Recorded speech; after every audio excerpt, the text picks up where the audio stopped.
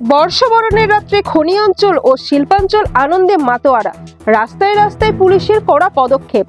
পথ দুর্ঘটনা এড়াতে যেমন ট্রাফিক পুলিশের তৎপরতা দেখা দিয়েছিল রাস্তায়, ঠিক তেমনই পাণ্ডবেশ্বর থানার পুলিশের তৎপরতায় বুধবার গভীর রাতে 60 নম্বর জাতীয় সড়ক বীরভূম পশ্চিম বর্ধমান সীমান্তে এরিয়া মোড়ের সন্নিকটে 260 গ্রাম হেরোইন সহ পাকড়াও হলো 3 মাদক পাচারকারী।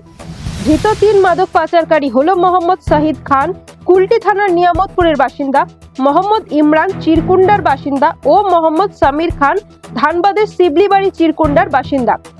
গোপন সূত্রে খবর ছিল পুলিশের কাছে। পুলিশ ছিল সঠিক সময়ের অপেক্ষায়। বীরভূম পশ্চিম বর্ধমান সীমান্ত পাণ্ডবেশ্বর এরিয়া মোড়ের সামনে 60 নম্বর জাতীয় সড়কের ওপর 3 মাদক পাচারকারীকে একেবারে হাতে নাতে পাকড়াও করে পাণ্ডবেশ্বর থানার পুলিশ।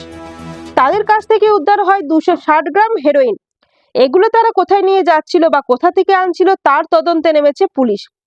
বৃহস্পতিবার সকালে 3 অভিযুক্তকে আসানসোল আদালতে তোলা হয়।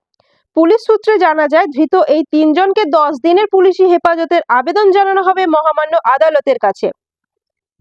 পাণ্ডবেশ্বর থেকে নিজস্ব প্রতিনিধি পশ্চিমের বার্তা।